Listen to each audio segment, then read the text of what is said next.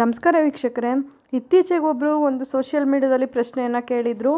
ನಮ್ಮ ತಂದೆ ನಾವು ಚಿಕ್ಕವರಿರ್ಬೇಕಾದ್ರೆ ನಮ್ಮ ತಾತನ ಆಸ್ತಿಯನ್ನೆಲ್ಲ ಮಾರಿಬಿಟ್ಟಿದ್ರು. ಮಾರಿದಂಥ ಸಂದರ್ಭದಲ್ಲಿ ಅದನ್ನು ತುಂಬ ಕಮ್ಮಿ ಬೆಲೆಗೆ ಮಾರಿದ್ರು. ಈಗ ಆ ಒಂದು ಪ್ರಾಪರ್ಟಿ ಏನಿದೆ ಕೋಟ್ಯಾಂತರ ರೂಪಾಯಿ ಬೆಲೆ ಬಾಳ್ತಾ ಇದೆ. ಆಗ ನಾವು ಚಿಕ್ಕವರಾಗಿದ್ವಿ, ಅದ್ರ ಬಗ್ಗೆ ತಿಳುವಳಿಕೆ ಇರಲಿಲ್ಲ. ಈಗ ನಾವು ಆಸ್ತಿಯನ್ನು ವಾಪಸ್ ಪಡ್ಕೋಬೋದಾ ಅಂತೇಳಿ ಒಂದು ಪ್ರಶ್ನೆಯನ್ನು ಕೇಳಿದರು. ಈ ರೀತಿಯಾಗಿ ಯೋಚನೆ ಮಾಡೋದು ಎಷ್ಟು ಸರಿ ಅನಿಸುತ್ತೆ? ಯಾಕೆಂದರೆ ಅವರು ಚಿಕ್ಕವರಿದ್ದಾಗ ಆ ಪ್ರಾಪರ್ಟಿನ ಕಡಿಮೆ ಬೆಲೆಗೆ ಮಾರಿದ್ರು ಅಂದರೆ ಆ ಸಮಯದಲ್ಲಿ ಆ ಒಂದು ಪ್ರಾಪರ್ಟಿಯ ಬೆಲೆ ಅದಕ್ಕೆ ತಕ್ಕನಾಗೆ ಇರುತ್ತೆ. ಈಗ ಅದು ಕೋಟಿಗಟ್ಟಲೆ ಬೆಲೆ ಬಾಳುತ್ತೆ ಅಂದರೆ ಬೆಳವಣಿಗೆ ಆದಂತೆಲ್ಲ ಅದು ಬೆಲೆಯನ್ನು ಹೆಚ್ಚಿಸ್ತಾ ಹೋಗಿರುತ್ತೆ ಅಷ್ಟೇ. ಆ ಒಂದು ಪ್ರಾಪರ್ಟಿನ ಮಾರಬೇಕಾದ್ರೆ ಅವ್ರ ತಂದೆ ಅದರಲ್ಲಿ ಸ್ಪಷ್ಟವಾಗಿ ಮೆನ್ಷನ್ ಮಾಡಿರ್ತಾರೆ. ಮನೆಯ ಕುಟುಂಬದ ಪೋಷಣೆಗಾಗಿರ್ಬೋದು ಅಥವಾ ಯಾವುದೋ ಒಂದು ಅನಾರೋಗ್ಯ ಕಾರಣಗಳಿಂದಾಗಿರ್ಬೋದು ಈ ಒಂದು ಆಸ್ತಿಯನ್ನು ಮಾರ್ತಾ ಇದ್ದೀವಿ, ಇದಕ್ಕೆ ಮಕ್ಕಳು ಮೈನರ್ ಆಗಿರೋದ್ರಿಂದ ಅವರ ಗಾರ್ಡಿಯನ್ನಾಗಿ ಅವರ ಪರವಾಗಿ ಮಾರಾಟ ಮಾಡ್ತಿದ್ದೀವಿ ಅಂತೇಳಿ ಸೇರಿಸಿರ್ತಾರೆ.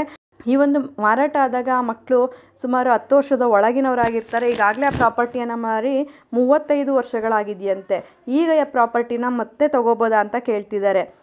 ಯಾವುದೇ ಒಂದು ಪ್ರಾಪರ್ಟಿಯನ್ನು ಪಿತ್ರಾರ್ಜಿತ ಆಸ್ತಿಯನ್ನು ಮಾರಾಟ ಮಾಡಿದಂಥ ಸಂದರ್ಭದಲ್ಲಿ ಆಗ ಒಂದು ಉತ್ತರಾಧಿಕಾರಿಗಳು ಮೈನರ್ ಆಗಿದ್ದಾಗ ಅವರ ಗಾರ್ಡಿಯನ್ ಆದಂಥವ್ರು ಮಾರಾಟ ಮಾಡ್ಬೋದಾಗಿರುತ್ತೆ. ಸೂಕ್ತ ಕಾನೂನು ಕಾರಣಗಳನ್ನು ನೀಡಿ ಮೈನರ್ ಗಾರ್ಡಿಯನ್ ಪರವಾಗಿ ಅಂತೇಳಿ ಮಾಡ್ಬೋದಾಗಿರುತ್ತೆ.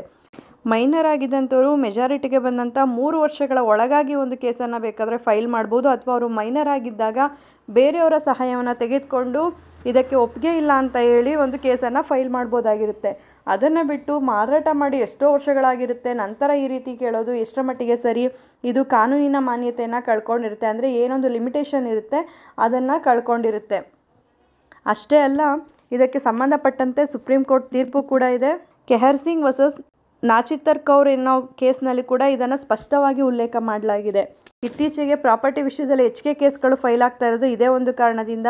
ಹೆಣ್ಮಕ್ಳುಗಳು ಕೂಡ ಮದುವೆ ಸಮಯದಲ್ಲಿ ನಾವು ಅವಾಗ ಆಸ್ತಿಗೆ ಬೆಲೆ ಇರಲಿಲ್ಲ, ನಮಗೆ ಸ್ವಲ್ಪ ಆಸ್ತಿಯನ್ನು ಅಥವಾ ಯಾವುದೋ ಒಂದು ಸಣ್ಣ ಆಸ್ತಿಯನ್ನು ಅಥವಾ ಒಡವೆಯನ್ನು ಮತ್ತೊಂದನ್ನು ಕೊಟ್ಟು ಸ್ವಲ್ಪ ದುಡ್ಡನ್ನು ಕೊಟ್ಟು ನಮಗೆ ಮದುವೆ ಮಾಡಿ ಕಳಿಸ್ಬಿಟ್ಟಿದ್ದಾರೆ ಯಾವುದೇ ಭಾಗ ಕೊಡ್ದೇನೆ. ಈಗ ನಮ್ಮ ಅಣ್ಣ ತಮ್ಮಂದಿರಿಗೆ ಕೊಟ್ಟಿರೋ ಆಸ್ತಿಗಳು ಕೋಟ್ಯಾಂತರ ರೂಪಾಯಿ ಬೆಲೆ ಬಾಳ್ತಾ ಇದೆ. ನಮಗೆ ಅದರಲ್ಲಿ ಭಾಗ ಬೇಕು ಅಂತ ಬರೋರು ಹೆಚ್ಚಾಗ್ಬಿಟ್ಟಿರ್ತಾರೆ. ಪ್ರತಿಯೊಬ್ಬರು ಕೂಡ ಯೋಚನೆ ಮಾಡಬೇಕು. ಆ ಸಮಯದಲ್ಲಿ ಅವ್ರಿಗೆ ಕೊಟ್ಟಂಥ ಉಡುಗೊರೆಗಳು ಕೂಡ ಆಗಿನ ಕಾಲಮಾನಕ್ಕೆ ತಕ್ಕಂತೆಯೇ ಇರುತ್ತೆ. ಅದನ್ನು ಯೋಚನೆ ಮಾಡದೆ ಬಹಳಷ್ಟು ಜನ ಕೇಸ್ಗಳನ್ನು ಫೈಲ್ ಮಾಡ್ತಾ ಇದ್ದಾರೆ. ಈ ರೀತಿ ಮಾರಾಟ ಮಾಡಿ ಅದರ ಪ್ರತಿಫಲವನ್ನು ಪಡ್ಕೊಂಡು ಎಷ್ಟೋ ವರ್ಷಗಳ ನಂತರ ಕೇಸನ್ನು ಫೈಲ್ ಮಾಡಲಿಕ್ಕೆ ಬರೋದಿಲ್ಲ. ಮತ್ತಷ್ಟು ಮಾಹಿತಿಗಾಗಿ ನಮ್ಮ ಚಾನಲನ್ನು ಲೈಕ್ ಮಾಡಿ, ಮತ್ತೊಬ್ಬರಿಗೆ ಈ ವಿಚಾರ ಉಪಯುಕ್ತ ಆಗುತ್ತೆ ಅನಿಸಿದ್ರೆ ಶೇರ್ ಮಾಡಿ. ಹೊಸದಾಗಿ ನೋಡ್ತಾ ಇರೋರು ಸಬ್ಸ್ಕ್ರೈಬ್ ಮಾಡಿಕೊಂಡು ನೋಡಿ. ಧನ್ಯವಾದಗಳು.